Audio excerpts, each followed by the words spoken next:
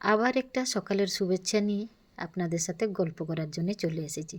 তো আজকের গল্প, সকালের কি খাবার বানাবো, মন তো চায় না কিন্তু খেতে তো হয়। গ্যাসটা অন করে দিয়ে জলটা গরম করে নিলাম। 5 মিনিটে ইপিটাকে বয়েল করে নিয়েছি।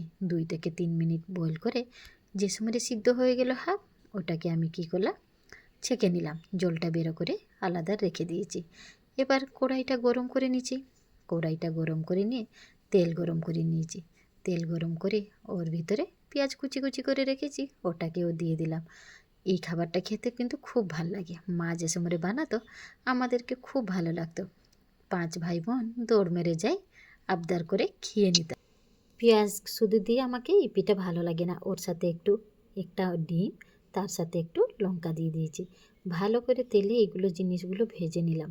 ভেজে নেবার পরে যে ইপিটাকে আমি বয়েল করে রেখেছিলাম, নুডলসটা মিক্স করে নিয়েছি। মা বানাতো খুব ভালো লাগতো, দিদিও বানাতো খুব টেস্টি হতো, কিন্তু আমি এত বানাতাম না এই জিনিস। কিন্তু এখন ইদানিং এইসব জিনিস আমি নিজে বানাই আর ছেলেকে দিই। ছেলে কিন্তু সবজি খেতে ভালোবাসে না। আমি কিন্তু কি করি, অতি সহজে এই নুডলস ভিতরে একটু সবজিও দিয়ে দিই। তাহলে বুঝতে পারে না, সব রকমই সবজি দিয়ে নুডলস দিয়ে ও নিজে খেয়ে নেয়।